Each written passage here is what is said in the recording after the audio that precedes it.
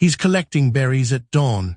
The forest is still mostly dark, the light coming in slow and gray through the canopy. He's done this 100 times. He knows this area.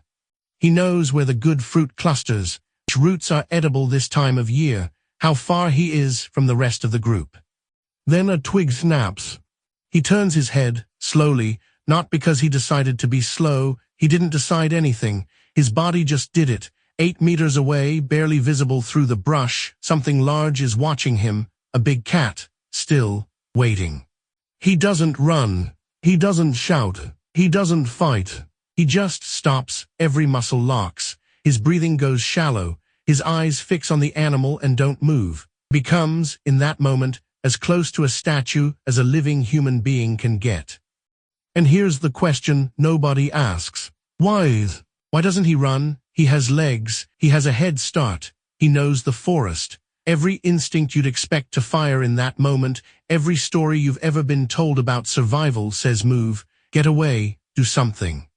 But he doesn't. He freezes. And this has been happening to humans and to almost every other animal on this planet for hundreds of millions of years. Here's what I want you to understand. Freezing under pressure isn't a malfunction. It isn't weakness. It isn't what happens when the brain breaks down. It is one of the oldest, most precisely engineered survival programs ever built into a living creature. And your body still runs it today. Maybe you've already felt it without knowing what it was. Let's talk about that. Most people, when they hear fight or flight, assume those are the only two options. It's practically cultural at this point, fight or flight, the stress response, the adrenaline surge, you either stay and fight or you run. Two choices. But that's not actually how it works. There's a third response that's older than both of them. Older, more primitive, and in certain situations, more effective. It's the reason prey animals go rigid at the moment of threat. It's the reason humans sometimes stand completely still when something goes wrong before they act. It's the reason a person walking into a car accident will sometimes stop and just stare for a second that feels like it lasts forever. Freeze came first. Fight and flight developed around it. And once you understand why, the whole picture changes. Go back far enough in evolutionary history, and we're talking hundreds of millions of years, not thousands, and the first threat responses weren't complex. Early invertebrates didn't have the neural architecture for fight or flight. They didn't have the speed, the strength, or the cognitive processing for any of that. What they had was an ability to go still. To stop all voluntary movement. To become, in whatever small way was available to them, invisible. This worked not because predators were fooled in any sophisticated sense, but because early predation was largely motion-driven. If you weren't moving, you were less likely to be detected. If you weren't detected, you weren't eaten. The creatures that went still when threatened survived long enough to reproduce. The ones that kept moving when movement was the wrong choice got removed from the gene pool with brutal efficiency. By the time vertebrates evolved, by the time the early fish and amphibians and reptiles appeared, the freeze response was already ancient, already embedded, already running in every nervous system as a foundational threat protocol before fight and flight were ever added on top. You inherited this from creatures that lived before the dinosaurs. Think about that for a second. The reason you sometimes go blank when your boss asks you a question you can't answer. The reason your hands won't move in the moment before an accident. The reason you can stand completely still at the edge of a very high place. That reaction was already old when the first mammal appeared on Earth. It's not a bug, it's the original code. But here's the part that really changes how you think about this, because the freeze response isn't just about hiding. Let's go back to that forest. The big cat is still watching him, 8 meters, neither of them moving. Here's what most people don't know about how large predators actually hunt. Cats, leopards, lions, cheetahs are overwhelmingly motion-triggered hunters. Their visual systems are extraordinarily sensitive to movement. A leopard can detect the flicker of an ear from 100 meters away in near darkness, but stationary objects that aren't moving against the background, much harder. The same visual system that makes them almost supernatural at tracking moving prey makes them surprisingly dependent on that movement to confirm what they're looking at. A frozen human, against a background of trees and brush, in low morning light, is genuinely difficult to identify as prey. A running human triggers everything: the motion, the sound, the whole sensory package. It closes the distance. It tells the predator exactly what and where the target is. There's documented evidence of this in modern wildlife observation. Researchers studying predator-prey dynamics in African savanna environments have recorded multiple instances of prey animals surviving encounters with large cats by going still rather than fleeing, situations where movement would almost certainly have triggered pursuit, but stillness broke the predator's tracking enough to introduce uncertainty. The freeze response in those situations wasn't failure, it was the correct play. Your ancestors' bodies knew something that takes a wildlife researcher years of fieldwork to verify. If you're close enough that the predator can already hear you run, stillness might be your only real option. And there's one more thing happening in that frozen body that nobody ever explains, something that completely reframes what freezing actually is.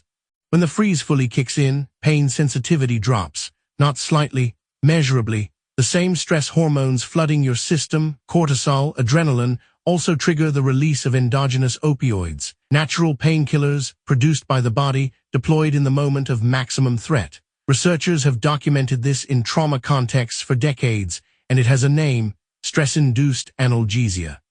Think about what that means in practical terms. If the predator makes contact, if the freeze doesn't hold, the body has already prepared for that too.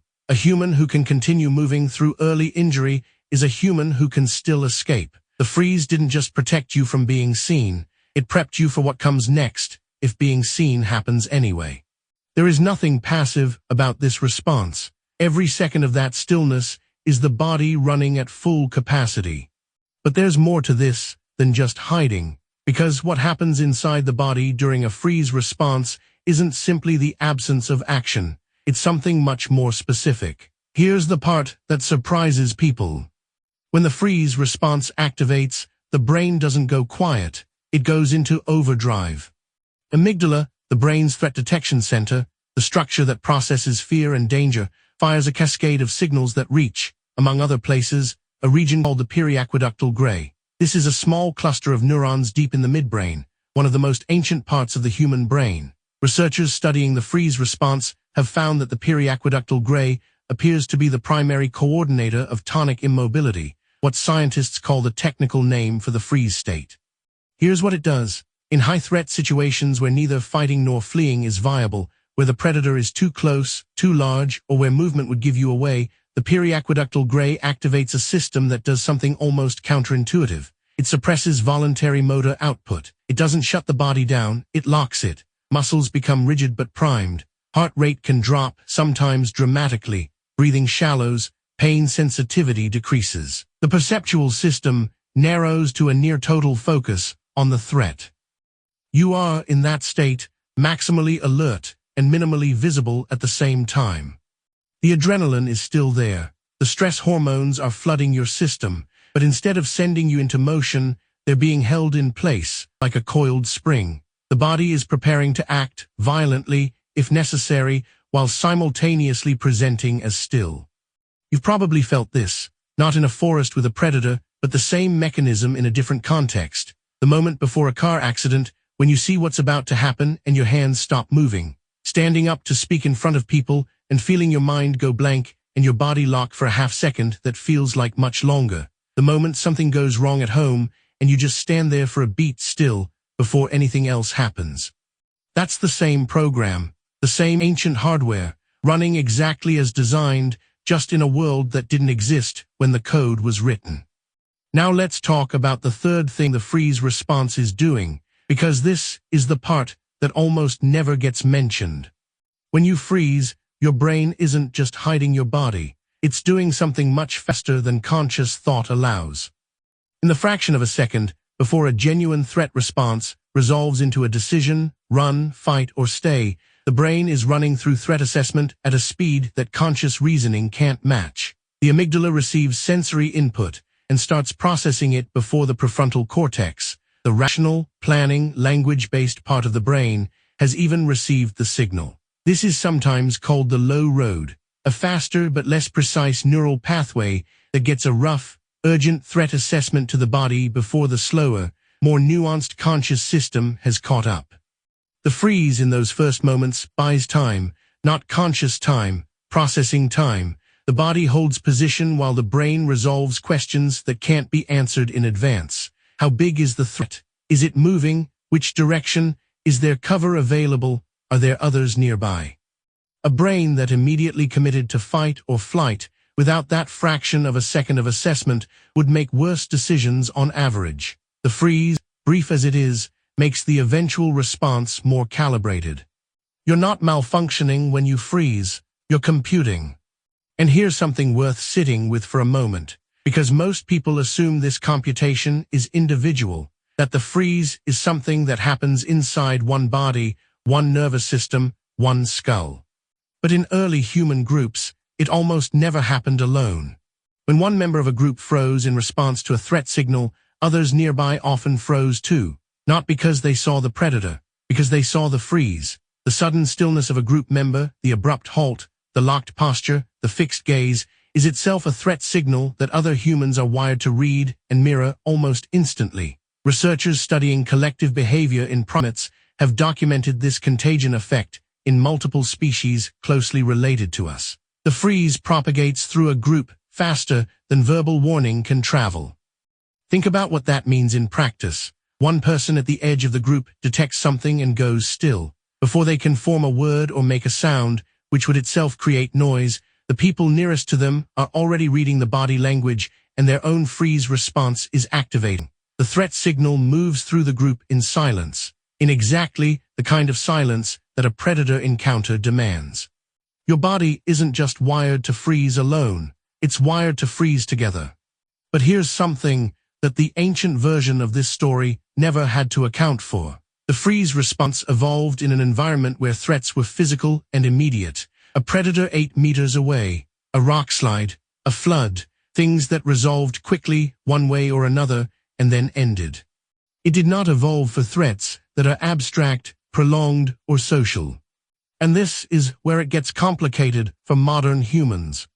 When you're standing in front of a presentation and your mind goes completely blank, the freeze response is activating as if the audience were a threat. When you're in a confrontational conversation and suddenly find yourself unable to think of a single thing to say, the periaqueductal gray is doing exactly what it was designed to do in a context it was never designed for. When you hear extremely bad news and just sit there for a moment, still, unable to move or respond, same system, different trigger. The brain doesn't distinguish cleanly between a leopard and a room full of people staring at you waiting for an answer. It reads the physiological signatures of threat, the rising heart rate, the heightened attention, the social pressure, and it runs the program that threat signatures were always supposed to trigger. The problem isn't the response. The problem is the mismatch. Researchers studying trauma responses have documented an extreme version of this in human survivors of violent events. Tonic immobility, the clinical term for the full freeze response, occurs in a significant percentage of people who experience assault, accident, or life-threatening situations. Studies consistently show rates between 30 and 50% of trauma survivors reporting that they froze, that they were unable to move or call out during the event itself. For decades, this was misunderstood. People described it as weakness, as failure to protect themselves, as something that needed to be explained or justified. It doesn't. It's the same response the prey animal has when the predator is close enough that movement would be the wrong choice. It's the body defaulting to the oldest protocol in its repertoire when the processing load exceeds what fight or flight can handle in time. Understanding this doesn't just explain the behavior. For many people, it changes how they understand their own history. Now let's go back to the beginning, back to the forest. The man is still frozen, the cat is still watching, neither of them moving. And then something shifts, a sound from somewhere else in the forest, something in the underbrush further away. The cat's head turns, just for a moment, but that's enough. He moves, not a run, a slow, controlled backing into heavier cover, using the moment of the cat's divided attention, not panicking, not crashing through brush. moving the way something tries to move when it knows it's being watched and is hoping not to be. The cat looks back. He's gone. Did freezing save his life? We can't know, but we know he survived that morning. We know he made it back to the group. We know he passed something forward in his genes, in the patterns his nervous system handed to the next generation, in the survival math his body had quietly solved while he stood completely still and let his brain do work that conscious thought isn't fast enough to do. Somewhere in that chain of inheritance is you. You've frozen before, maybe at something small, a noise in the dark, an unexpected question, a sudden piece of bad news, maybe at something large, and maybe in that moment you thought something was wrong with you, that you should have moved, that a better person, a braver person, would have acted immediately. But here's what that feeling misses. The freeze response doesn't care about bravery. It doesn't make moral judgments. It runs the same calculation it's always run: hold position, assess, preserve options, wait for the moment when action is more likely to succeed than stillness. Sometimes that calculation is wrong. The modern world produces threats that stillness genuinely can't solve, and situations where the old program misfires in ways that cost us. But the program itself, the thing underneath it, that worked for a very long time. That ran successfully in nervous systems for hundreds of millions of years before you existed. That saved the life of people your ancient family depended on, in forests and open plains and cold nights, in moments that resolved with survival instead of the alternative. The predator is gone. The program stayed. And the next time you feel your body go still before your mind catches up, the next time you freeze for a half second at the edge of something frightening, try to remember what that stillness actually is. Not weakness, not failure, just an old brain doing something it learned to do a very long time ago, in a world that needed it more than ours does. It just hasn't unlearned it yet. See you in the next one.